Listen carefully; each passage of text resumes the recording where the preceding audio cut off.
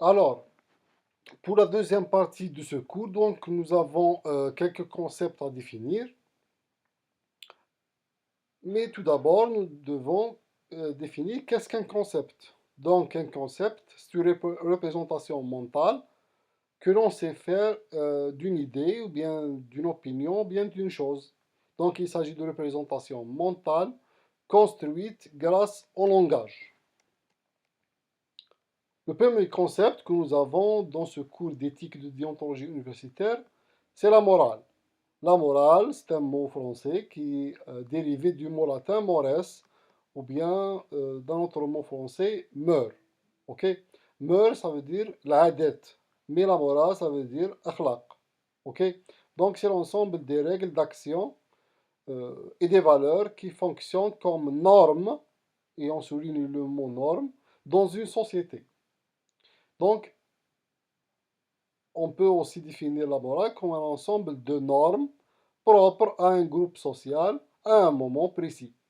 Donc, parmi les caractéristiques de la morale, c'est la variabilité en fonction du temps. Donc, la morale au niveau des pays arabes ou bien de notre pays, l'Algérie, au temps de la domination romaine ou bien, bien sûr, au moment de la domination ottomane, n'est pas la même que celle euh, de notre pays, l'Algérie, 2000 ans avant Jésus-Christ.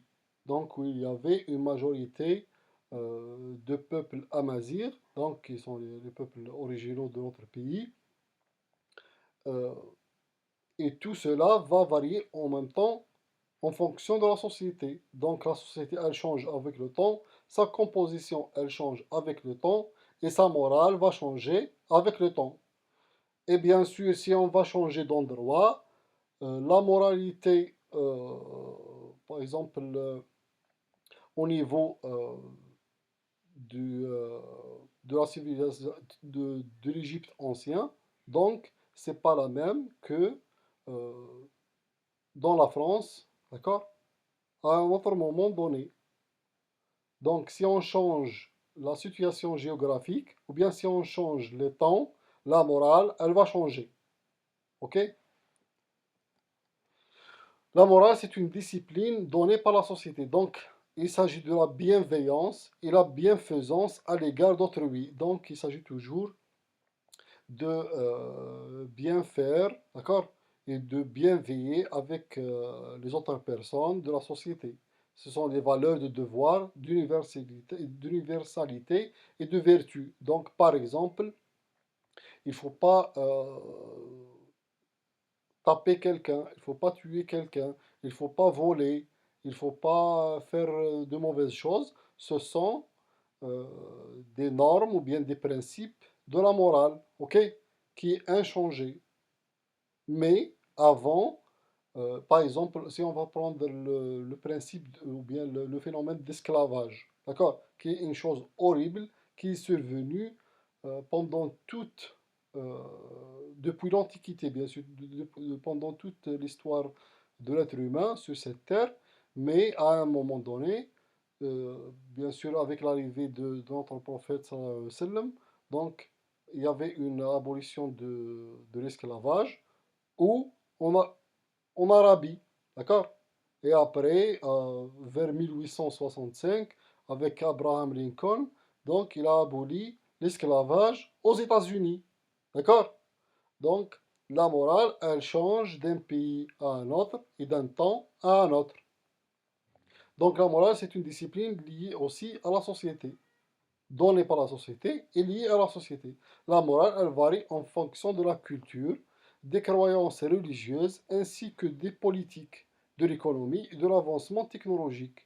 Et donc, si on va remarquer, chers étudiants, euh, ce qu'on appelle morale, ça dégrade toujours avec l'avancée technologique. C'est bizarre, mais c'est comme ça. Par exemple, en temps de la civilisation romaine, donc l'avancement technologique était très pointu. D'accord? La technologie était très avancée dans cette civilisation. Et donc, les gens ont perdu la morale. Ok? Pourquoi? Parce qu'ils sont occupés par d'autres choses. C'est la même chose avec les pays de l'Ouest, les pays de l'Occident, pardon.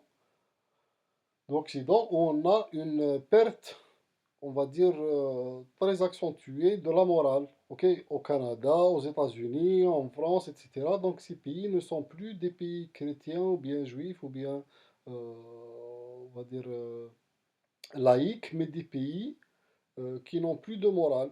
Pourquoi? Parce que c'est lié, c'est inévitable. Là, c'est pas de leur faute, mais c'est inévitable. Lorsqu'on a une avancée technologique comme celle des États-Unis ou bien comme celle du Japon ou bien de l'Allemagne, donc on a une perte facile et très rapide de la morale. Pourquoi? Parce que les gens et la population n'ont rien à, n'ont rien à inventer pratiquement. Donc tout est bon, tout est bien.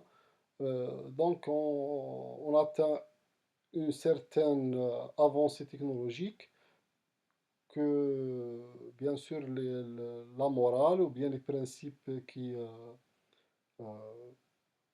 qui sont là pour la société disparaissent rapidement. Ok? Ça ne veut pas dire en aucun cas que les pays moins développés ont une morale plus prononcée. Non, non. Mais ça, c'est une évolution inévitable. D'accord? Ça, c'est une évolution inévitable. Maintenant, pour la morale, la première source de morale, c'est la religion. Donc, on a plusieurs religions à travers le monde et à travers les temps. Donc, toute religion constitue une source de morale. Pourquoi? Parce que toutes les religions imposent des normes et des principes et des règles d'accord, aux fidèles de cette religion. D'accord? La conscience humaine, normalement, on partage une conscience, d'accord? On partage une conscience humaine et qui va toujours vers le sens du bien, d'accord? On a le sens du devoir. On a un sens du devoir, euh, bien sûr, à ses parents, à ses enseignants, à son institution, à sa patrie, d'accord? Et même à sa religion. Le sens du devoir, c'est l'une des sources les plus importantes de la morale. Le sens de respect, donc dans toutes les sociétés, ou bien dans la plupart des sociétés, on a un certain respect pour autrui, on a un certain respect pour les femmes, on a un certain respect pour les plus âgés, on a un certain respect pour les enfants, etc. D'accord? On a aussi la source de morale principale dans le monde, après la religion, c'est la justice. On a toujours tendance à courir après la justice. Ce que ça veut dire la justice, c'est le fait de traiter tout le monde de la même manière. D'accord? On ne tient pas compte de son âge, de son sexe ou bien de son genre, de sa taille, de sa couleur de peau, etc. Ok? Et la vertu, bien sûr. Donc, pour la religion, Diyanet, donc l'agir moral est issu de la religion. Donc, bien sûr, l'agir moral, il est issu de textes religieux comme le Coran, comme la Bible, etc. On a la conscience, c'est la conscience qui indique ce qui est bon, ce qui est mal. D'accord? Le sens du devoir, donc, c'est le fait d'accomplir le bien ou bien de chercher, est avant tout un devoir. Le devoir, ce qu'il faut faire, peut se baser sur la raison, ce qui est philosophique, sur le rôle professionnel, par exemple, mon devoir en tant qu'enseignant, d'accord? C'est bien sûr de dispenser mes cours, c'est d'assurer bien sûr un enseignement de qualité dans la limite du possible et selon les moyens bien sûr disponibles, etc. Et le rôle social, par exemple, je suis un parent, je dois bien sûr bien élever mon enfant, etc. Le sens du respect, donc les relations interpersonnelles devraient être régies par le respect. Bien sûr, en tant qu'enseignant, par exemple, je, je dois être respectueux envers tous mes collègues, envers tous les étudiants, envers tout le personnel technique, etc. Donc les interdits, les règles ou bien les injonctions peuvent beaucoup varier d'une culture à l'autre. Par exemple, dans la culture, bien sûr, professionnelle au Japon, on a toujours tendance à respecter les plus âgés et les plus expérimentés, ce qui est vrai en Algérie, mais au Japon, c'est beaucoup plus prononcé. D'accord? La justice, l'adala, donc nous sommes tous nés égaux en droit, et en d'autres termes, il n'y a qu'une seule règle qui s'applique à tous et à toutes.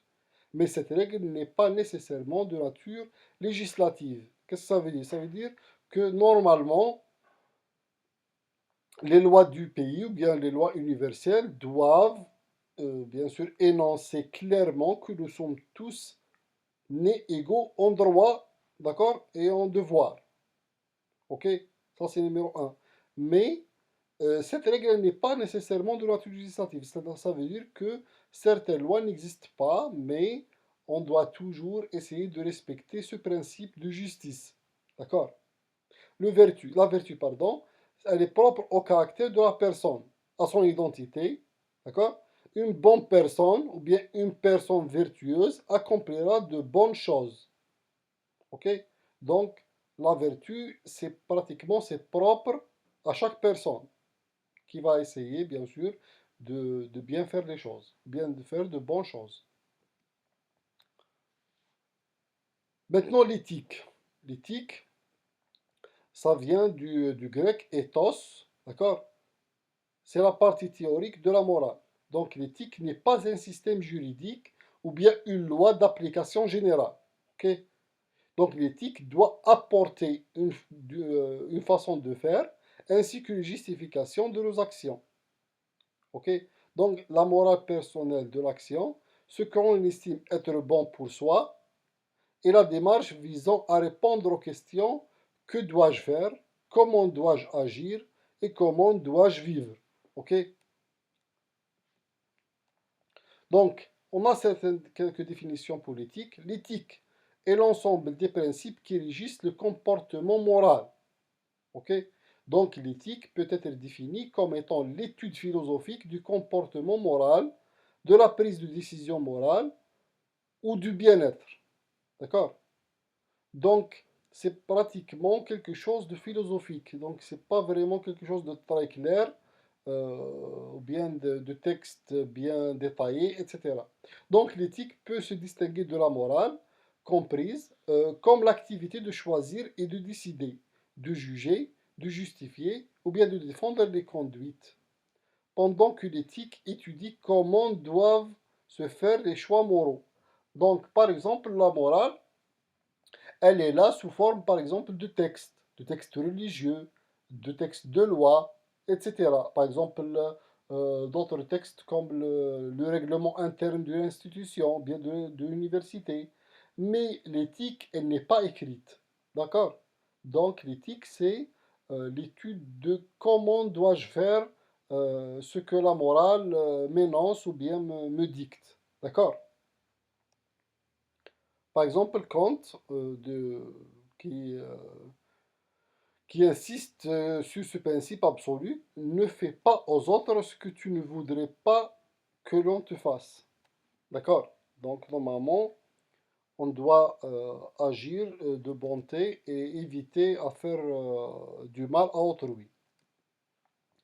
Actuellement, l'éthique désigne une morale sectorielle spécialisée à un domaine. On a l'éthique écologique, donc le respect de la nature, l'éthique biomédicale, donc comment est-ce qu'on va traiter les patients, d'accord, etc. L'éthique de la guerre, par exemple, en cas de guerre, en parlant de guerre, il y a la guerre à Gaza, donc on ne tue pas les femmes ou bien les enfants ou bien les personnes âgées, on ne bombarde pas les hôpitaux, etc. D'accord? On ne tue pas les prisonniers de guerre, etc. Ok? Normalement, hein. Donc, on a aussi l'éthique des affaires. Les affaires, c'est-à-dire le commerce ou bien finance, on a certaines éthiques qui sont appliquées à ce domaine. L'éthique appliquée touche aux différents domaines de la vie aussi. On a l'éthique professionnelle, par exemple dans un domaine professionnel, comme l'enseignement supérieur. On a l'éthique organisationnelle, on a l'éthique environnementale, sociale et politique. Par exemple, dans le cas de l'éthique politique, je vous donne un exemple. Aux États-Unis, donc ça c'est de l'éthique pure, hein. Donc c'est un exemple qui parle entre eux en éthique politique. Donc aux États-Unis, les élus au Congrès, bien sûr, bien les représentants du peuple, ne doivent en aucun cas s'engager dans des affaires financières qui sont bien sûr influencées normalement par les décisions prises par le Congrès. OK? Donc, par exemple, une personne politique qui peut influencer les prix, par exemple, d'un produit alimentaire ou bien d'un produit technologique, ok, ne doivent en aucun cas être investis dans une entreprise qui vend ou bien qui achète ces produits. D'accord? Sinon, c'est de la manipulation. Mais cette règle, elle n'est pas écrite. Il n'existe pas de loi là-dessus. Ok? Donc, il s'agit, ou bien ça relève de l'éthique politique. Parlons de l'éthique. Dans le domaine de l'université ou bien dans le domaine universitaire, on se pose la question quelle éthique pour l'université? Donc, l'université, c'est un endroit spécial. Ok? Pourquoi? Parce que euh, il s'agit d'un endroit où on a une pluralité d'idées, d'accord? Ou bien de personnes, ou bien une variabilité en ce qui concerne les origines des personnes qui travaillent ou bien qui étudient à l'université. On a beaucoup d'idées, on a des échanges d'idées qui peuvent s'opposer facilement. Et donc, on a certains principes. Par exemple, la mondialisation, surtout, hein, surtout dans les grandes universités du monde, d'accord? En France, aux États-Unis, en Arabie Saoudite, etc. On a la compétitivité, donc on a toujours des chercheurs qui sont en compétition, qui sont en concurrence. On a beaucoup d'étudiants qui sont en concurrence, d'accord, entre eux, etc. La massification, ça veut dire qu'il y a un nombre très grand d'étudiants qui sont diplômés chaque année et donc on a un problème d'employabilité. L'employabilité, c'est le choix de domaine, d'accord, du futur. Par exemple, euh, en ce moment, c'est l'intelligence artificielle qui prime. Et dans le cas du système d'enseignement supérieur algérien, on a la création de certaines écoles, l'école supérieure de mathématiques, d'informatique et d'intelligence artificielle au niveau du pôle universitaire de Sidi Abdallah. Donc ça, c'est une bonne chose, c'est un bon pas vers l'avant. Ok? On a bien sûr le principe d'innovation. L'université a été toujours un berceau d'innovation. On a toujours de nouveaux produits ou bien de nouvelles publications, de nouvelles découvertes, etc. On a l'entrepreneuriat, quelque chose qui a été mené à bon par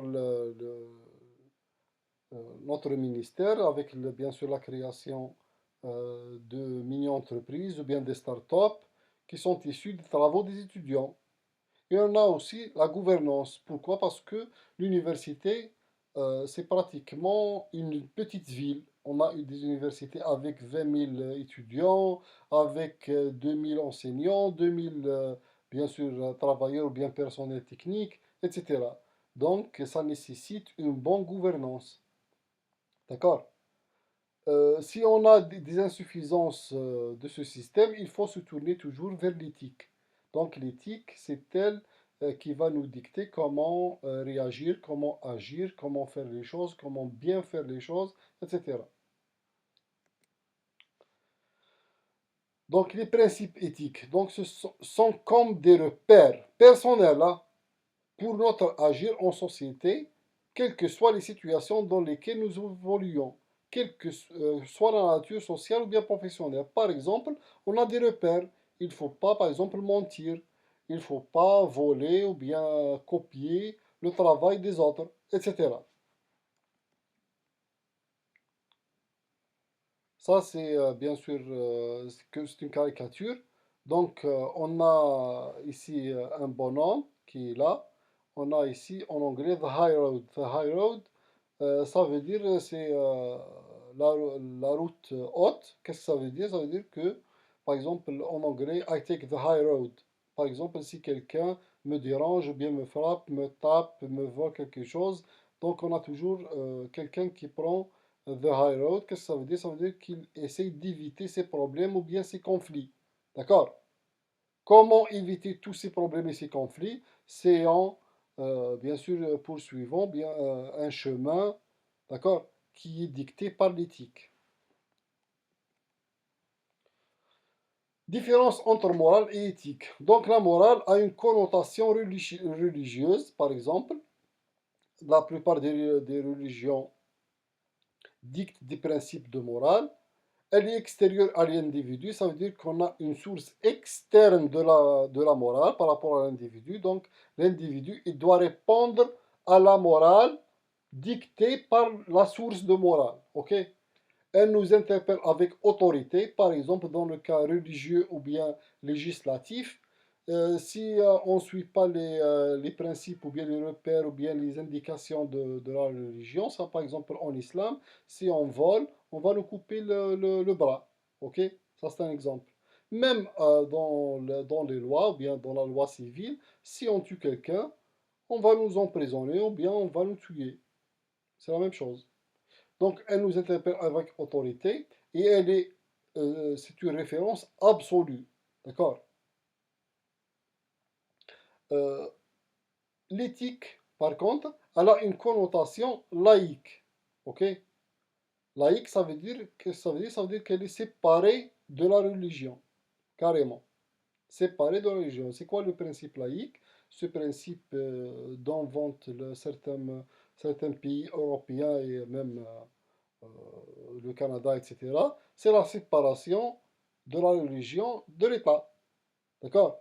C'est juste une séparation. C'est pas le fait de combattre les religions. Non, on ne combat pas les religions et on rabaisse pas les religions. Non, on sépare juste les religions de l'État. Par exemple, un président d'un État laïque ne participe pas à des festivités religieuses. D'accord? C'est comme ça. Mais en Algérie, on n'a pas un pays laïque. On a un pays avec une religion d'État. OK? Elle part de notre intérieur, bien sûr, contrairement à la morale qui est extérieure à l'individu. Donc, l'éthique, c'est propre à l'individu. Donc, elle nous responsabilise et elle est discernement et jugement éclairé. Elle est jugée au cas par cas. Pourquoi? Parce qu'on ne peut pas généraliser quelque chose qui part de notre intérieur. Parce que nos intérieurs sont très différents. Ok? Par contre, la morale, elle est bonne pour tous et pour toutes. Donc, l'éthique peut poser problème et montrer ses limites. Pourquoi? Comment déterminer ou bien où commencent et où finissent les pouvoirs d'un acteur du système universitaire? Par exemple, le professeur, responsable administratif, représentant des étudiants, etc. Qui détermine où commencent et où finissent les pouvoirs d'un de ces acteurs? Qui détermine ça? Qui détermine les pouvoirs, par exemple, d'un responsable administratif? C'est les textes législatifs. Et bien sûr, qui va écrire ces textes législatifs? Ce sont des responsables administratifs. D'accord? Et on a ici un problème de conflit d'intérêts. Au même titre, qui, bien sûr, détermine les pouvoirs d'un représentant étudiant? Ce pas les étudiants, ce sont des enseignants. D'accord? Donc, on a ici un conflit d'intérêts, etc. Donc, comment définir les devoirs et les droits de chacune des parties prenantes? Ça, c'est une question très, très importante. Où commence l'abus? Donc, si quelqu'un va abuser de ses pouvoirs, qui détermine ça? Et quelle limite pour le tolérable? Donc, quelle est la limite de tolérance pour, par exemple, les abus ou bien les dépassements de chaque acteur universitaire? Quels moyens de recours envisager et avec quelle efficacité? Par exemple, si un étudiant a un problème au niveau administratif, quels sont les moyens de recours? Donc, est-ce qu'on a des demandes, est-ce qu'on a des pétitions, est-ce qu'on a est-ce que si par exemple un étudiant va commencer une pétition, ça va pas lui causer d'autres problèmes, etc. Et comment pérenniser la démarche et introduire cette nouvelle culture. Donc, c'est une question très importante. Donc, pourquoi? Parce que normalement, il faut penser au terme de groupe. Donc, si on a des textes qui vont influencer la vie des étudiants et la carrière des enseignants et des responsables administratifs dans le milieu universitaire, toutes les lois doivent impliquer tous ces acteurs, ou bien leurs représentants. Merci.